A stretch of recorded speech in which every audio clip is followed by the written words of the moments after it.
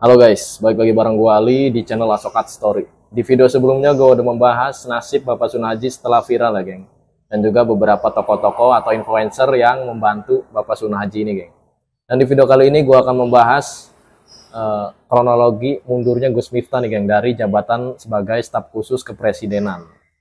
Yang mana ini adalah keinginan dari 200.000 lebih orang ya geng, atau netizen Indonesia kayak gitu geng. Kenapa? Karena Gus Miftah telah melakukan hal yang kurang pantas ya geng, ketika beberapa hari yang lalu geng, dan videonya itu sangat-sangat viral.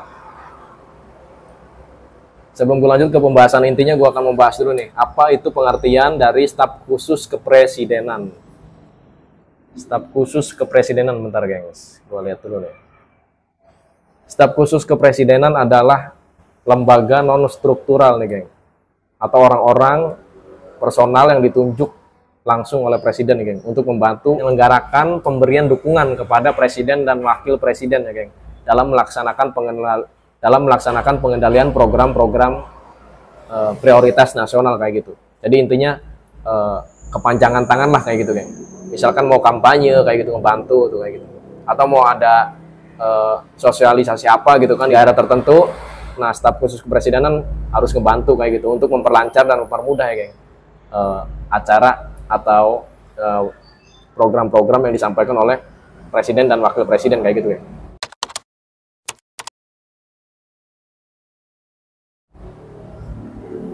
Lanjut ke kronologi mundurnya Gus Miftah ya geng, sebagai staf khusus kepresidenan kayak gitu. Pada hari Jumat tanggal 6 Desember 2024, Gus Miftah resmi mengundurkan diri nih geng, dari jabatan sebelumnya, yaitu staf khusus kepresidenan. Staf khusus kepresidenan bidang kerukunan beragama dan pembinaan sarana keagamaan. Kenapa Gus Miftah mengundurkan diri? Karena gini geng, banyak netizen yang geram nih geng dengan viralnya video Gus Miftah ini. Kemudian mereka itu ingin nih geng, ingin agar Gus Miftah itu dicopot dari jabatan sebelumnya, yaitu menjadi staf khusus kepresiden tersebut geng. Karena netizen menilai Gus Miftah itu nggak pantas melanjutkan jabatan tersebut geng. Ini netizen yang menilai, gue hanya menyampaikan. Kenapa? Karena beberapa hari yang lalu beliau itu viral mengatakan hal yang nggak pantas nih geng kepada bapak penjual es teh kayak gitu geng, yang bernama Bapak Sunhaji kayak gitu. Apalagi di situ banyak sekali gitu kan, banyak sekali tokoh-tokoh agama juga nih yang menertawakan Pak Sunhaji gitu kan. Jadi seolah-olah itu adalah apa ya, adalah lelucon gitu, lelucon yang wajib ditertawakan, padahal Pak Sunhaji itu sedang mencari nafkah gitu kan, sedang mencari nafkah dan sedang kesulitan lah kayak gitu geng. Jadi suatu hal yang wajar ya geng, netizen geram dengan kelakuan Gus Miftah ini geng. Karena kan tadi tuh seolah-olah gitu kan, bukan seolah-olah sih ya, kemungkinan besarnya kayak gitu geng, kemungkinan besarnya konotasinya negatif gitu kan, karena mengatakan candaan yang nggak pantas kayak gitu.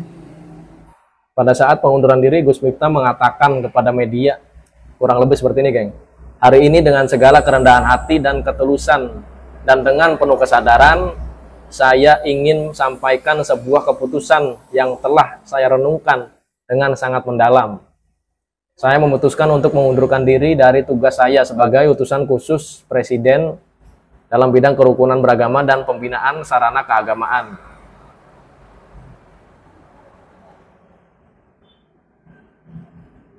Menurut kalian gimana nih? Ini suatu hal yang mulia atau gimana gengs? Kalian komen di bawah coba. Gimana Prabowo sebagai Presiden Indonesia yang tahu gitu kan kejadian viralnya Gus Miftah ini geng? Maksud gua tanggapan Pak Prabowo gimana nih? Pada saat itu Pak Prabowo jadi mengumumkan ya geng, kayak mengomentari di salah satu media gitu kan. Beliau mengatakan pada saat itu Gus Miftah bersifat layaknya kesatria kayak gitu geng. Kenapa? Karena beliau sudah meminta maaf kepada publik, terus juga udah meminta maaf secara langsung kepada Bapak Sunhaji, dan juga beliau rela mengundurkan diri gitu kan. Itu pun disampaikan secara publik kayak gitu geng. Makanya di sini Pak Prabowo mengapresiasi gitu kan tindakan kesatria dari Gus Miftah ini geng.